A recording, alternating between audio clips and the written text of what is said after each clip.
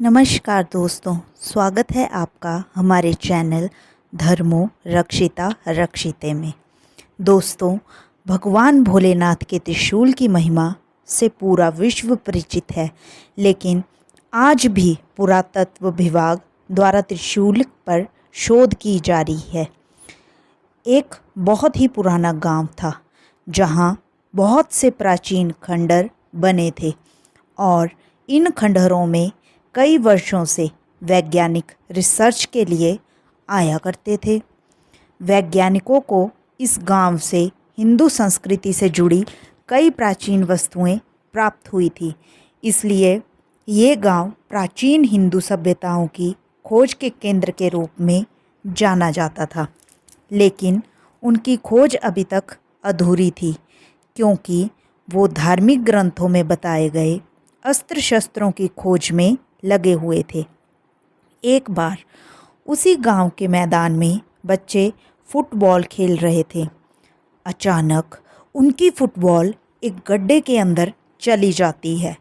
गड्ढा काफ़ी गहरा था, इसीलिए बच्चों की हिम्मत उस गड्ढे के अंदर जाने की नहीं हो रही थी।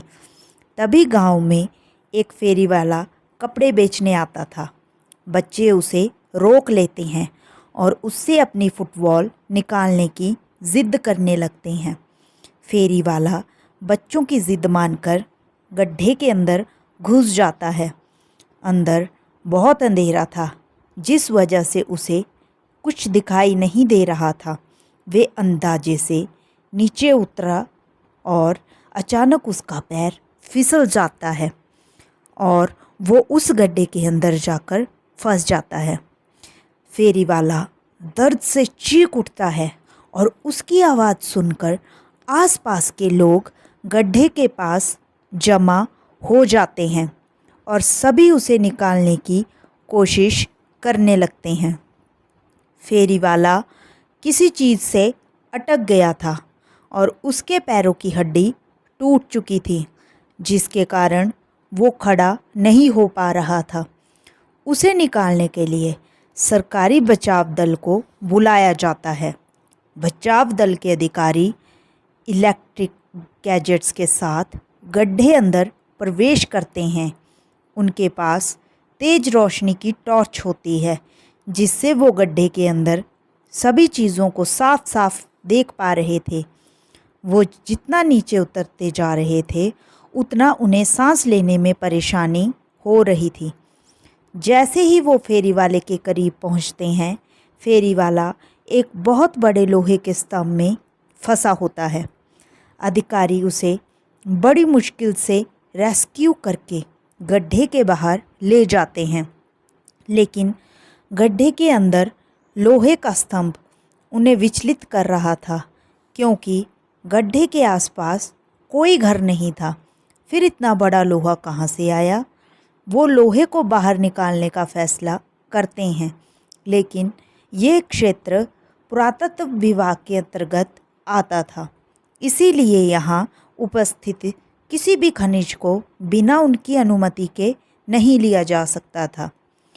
अब बचाव दल के अधिकारी पुरातत्व विभाग को बुलावा भेजते हैं और जैसे ही वो इस लोहे के स्तंभ की जांच करते हैं, तो उनकी खुशी का ठिकाना नहीं होता, क्योंकि ये चीज़ लोहे से नहीं बल्कि अंतरिक्ष के ग्रहों में उपस्थित विभिन्न प्रकार की धातुओं से बना हुआ स्तंभ प्रतीत हो रहा था, जो कि पृथ्वी में इकलौता था। उस धातु के गहन अध्ययन से उन्हें इस बात का एहसास हो चुका था कि ये ज़रूर हिंदू संस्कृति से संबंधित कोई विशाल अस्त्र है। स्तंभ का आकार बहुत विशाल था, जिसे निकालने के लिए बड़ी बड़ी मशीनें लगाई गई और स्तंभ को निकालने की जद्दोजहद शुरू हो जाती है। उस गड्ढे के आसपास हज़ारों की तादाद में लोग जमा हो जाते हैं। सभी उत्सुकता से गड्ढे की तरफ देख रहे थे। खनिज विभाग के अधिकारी पूरी मुशक्क़त के साथ स्तंभ को निकालने में लगे होते हैं। खुदाई करते हुए 38 घंटे गुजरते ही अचानक स्तंभ का आखिरी छोर इनके हाथ लग जाता है और जैसे ही हाइड्रोलिक मशीन की सहायता से स्तंभ को बाहर खींचा जाता है, वहाँ उपस्थित लोग जय भोलेनाथ के नारे लगाने लगते हैं, क्योंकि ये स्तंभ भोलेनाथ के त्रिशूल की तरह प्रतीत हो रहा था, जिसकी पुष्टि वैज्ञानिकों द्वारा की जाती है।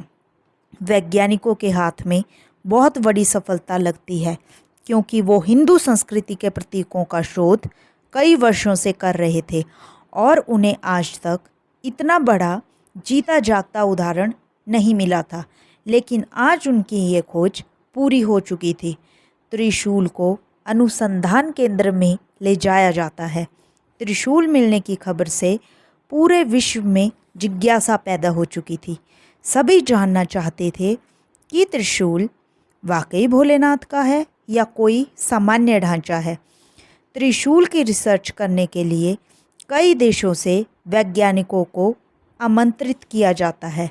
सभी अपने अपने स्तर से त्रिशूल की कई पैमानों में जांच करते हैं और जब फाइनल रिपोर्ट आती है तो वैज्ञानिकों में खुशी की लहर दौड़ पड़ती है, क्योंकि ये हज़ारों वर्ष पुराना भोलेनाथ का ही त्रिशूल लग रहा था। क्योंकि इससे जुड़ी जानकारियाँ इस बात को प्रमाणित कर रही थी कि ये पृथ्वी में उपस्थित किसी भी धातु से नहीं बना था, बल्कि अंतरिक्ष में उपस्थित विभिन्न प्रकार की चट्टानों के मिश्रण से इसका निर्माण हुआ था, जो कि अपने आप में अद्भुत था। वैज्ञानिक त्रिशूल मिलने की खुशियां मना रहे थे कि अचानक प्राकृतिक वातावरण बदलने लगा। गर्मी के मौसम में चारों तरफ ज़ोरदार बारिश हो जाती है। मौसम विभाग के अनुसार वर्षा अनिश्चित कारणों की वजह से शुरू हुई थी, जिसके बारे में मौसम विभाग को कोई जानकारी नहीं लग रही थी। वैज्ञानिकों में उथल पुथल मच चुकी थी, क्योंकि ऐसा पहली बार हुआ था कि प्राकृतिक घटनाओं का अवलोकन करने में उन्हें परेशानी हो रही थी। उन्हीं वैज्ञानिकों में से एक ऐसे भारतीय वैज्ञानिक भी थे जो धार्मिक ग्रंथों की जानकारी रखते थे। तभी उन्हें अंदेशा होता है कि शायद इस त्रिशूल की वजह से मौसम का परिवर्तन हुआ है। वो सभी से कहते हैं, कहीं ऐसा तो नहीं कि ये त्रिशूल जिस जगह पर उपस्थित था उसी वजह से प्राकृतिक संतुलन बना हुआ था और हमने त्रिशूल को उसकी जगह से हटाकर इस संतुलन को बिगाड़ दिया। भारतीय वैज्ञानिक की वजह से त्रिशूल के बारे में बहुत सी जानकारियाँ इकट्ठी हुई थी, इसीलिए सभी वैज्ञानिक इनकी इस बात को गंभीरता से लेते हुए और त्रिशूल को वापस उसी जगह ले जाने का फैसला करते हैं जहाँ से वो इसे निकाल कर लाए थे, और दोबारा मशीनों की मदद से त्रिशूल को उठाने का प्रयास किया जाता है। लेकिन त्रिशूल का वजन बढ़ चुका था और बड़ी बड़ी मशीनों से भी त्रिशूल को हिला पाना संभव नहीं हो पा रहा था। अब वैज्ञानिक चिंतित हो जाते हैं। उन्हें कुछ समझ नहीं आ रहा था, क्योंकि ये त्रिशूल इन्हें मशीनों की मदद से लाया गया था और अब ये हिलने का नाम नहीं ले रहा था। तभी भारतीय वैज्ञानिक सलाह देते हैं कि त्रिशूल शक्ति का प्रतीक है और इसे यहाँ से हटाने के लिए भगवान भोलेनाथ का आवाहन करना होगा। तब शायद भोलेनाथ हमारी पुकार सुन लेंगे। शिव पूजा को संपन्न करने के लिए एक पुरोहित बुलाए जाते हैं, जो भोलेनाथ की संपूर्ण पूजा विधि का आयोजन करते हैं, और इसी दौरान त्रिशूल अपने आप हिलने लगता है। उसे हिलता देख वैज्ञानिक मशीन से त्रिशूल को उठाने का आदेश देते हैं और अगले ही पल त्रिशूल एक पेड़ के पत्ते की तरह उठ जाता है।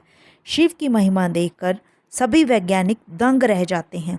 सभी हाथ जोड़ते हुए भोलेनाथ को प्रणाम करते हैं और जैसे ही त्रिशूल को गड्ढे में वापस प्रवेश करवाया जाता है, अचानक बारिश रुक जाती है।